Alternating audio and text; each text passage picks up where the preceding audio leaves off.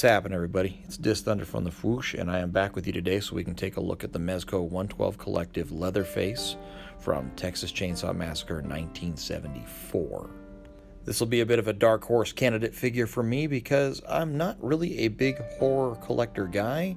I used to do like the movie Maniacs figures and stuff back in the late 90s, in the before time, which is likely the last time I owned a figure of Leatherface. But I'm not kidding when I tell you this figure is just that damn good. It's kind of brought me back into the fold, not just of horror figures, but specifically of Leatherface and Texas Chainsaw Massacre. I should warn you, I'm finding doing toy reviews is not unlike going to the gym, and if you miss a couple weeks due to injury or something and then try to come back to it, it's like you're starting from the bottom all over again. So if this feels a little disjointed, I apologize. I'll make an effort at some structure here. First, let's take a look at the variant heads. I remember seeing an interview a long time ago from the actor from the original movie talking about how the masks were the only way that the character emotes. This is kind of his helpful housewife kind of mask, right? But that was the only way the character could convey any kind of emotion other than menace, I suppose. And this is just uncomfortable to look at up close, but it's incredibly nicely done. I think this would qualify as his fancy mask. This is the dinner party mask. And honestly, it's my least favorite of the three, and that's actually just on aesthetics alone. They also did an excellent job on this particular mask, and it looks like it matches the stills from the movie that I took a look at earlier really well. Actually, up close, this one might be even a little bit more discomforting than the first one. And then there is, of course, my favorite. This is the movie poster mask. This is the most iconic look for Leatherface, the player one, if you remember Mortal Kombat X, if you will. Although, now that I say that, I think he has a couple skins with different masks in that game. Damn, that's a good game. Anyway, I think Mezco knew this would be everybody's kind of default look as well. They put a lot of effort into this, the way that the teeth and the lips are exposed, and the eye detail is just very well done. Which is kind of a running theme with this figure, if you might have caught on to that already.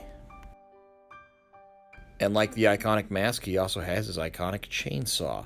This version comes with two of these blood effects that are actually very cool. They just clip onto the end of the chainsaw blade. And the chainsaw itself has a sound effect button in there. I will play it. I'll find a spot somewhere in the video here and I'll play it for you so you can hear it. It's very light, but it's still cool. This second effect is considerably more dramatic and probably the best for anybody's action pose needs. This feels like something out of the Casket of Cruelty, which probably goes along with this quite nicely.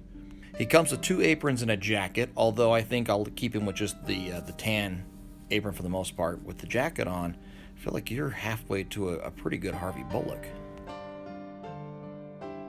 Now let's do a little bit of size comparison and some articulation breakdown. Here he is with the newest Michael Myers figure. Is that Halloween 2, I believe? Like I said, not a big horror guy, and yet here I am collecting horror figures again for the first time in 20-some-odd years. I feel like the scale here looks good. Michael Myers is appropriately a little bit bigger, a little bit taller. It's been a long time since I've had these two to compare, but definitely better than the old movie Maniacs figure scale. But let's take a little bit of a closer look at Leatherface's articulation because he may surprise you a bit. He has the new style double-jointed elbows. These are a little bit cleaner than the previous rivets. I think they probably have the same construction with riveted design in there. But they are a little more subtle, and they work really well. You see he's got a clean bend. He can go past 90 degrees. There is a ball socket shoulder. There is a torso swivel right there at the top. Big old belly gets in the way a little bit. But the ball-jointed hips and double-jointed knees work just like any other figure. You'll also find he has a pretty decent little boot cut sculpted into his cowboy boots, and that allows for some good swivel and some good balance. And if I can get myself back in focus here, you'll see there's actually a 2-piece neck joint, one that goes down into the collar, and then there's the one that goes up to the ball joint of the head, and that allows you for a little bit of, actually quite a bit of movement around and adjustment. So really, short of butterfly joints, he's got more articulation than most other characters in suits and pants that we have so far. And here is the group shot of the Fab Four. I actually also own the Pennywise and, of course, the Nosferatu figures, but Pennywise is somewhere in my wife's office, and I didn't grab the Nosferatu just because they don't quite fit the aesthetic we've got here. But as what feels like an intentional group, these look solid together. And honestly, seeing them in a group shot like this kind of justifies the purchase, not just of Leatherface, who I have to keep stressing is really awesome. It really kind of makes it worth having all 4 of them now. Honestly, this is kind of a fun recommendation for me because I don't have a strong attachment to the character.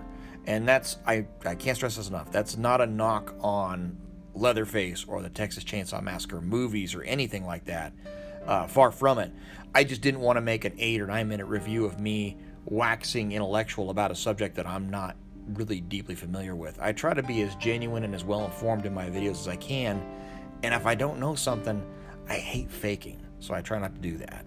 But that means, yeah, I can basically recommend this figure just on the virtues of being a really damn good figure on his own. And suffice to say, if you are a Texas Chainsaw Massacre fan, then this is something you absolutely should get your hands on, because I don't think I've ever seen a figure of Leatherface this good.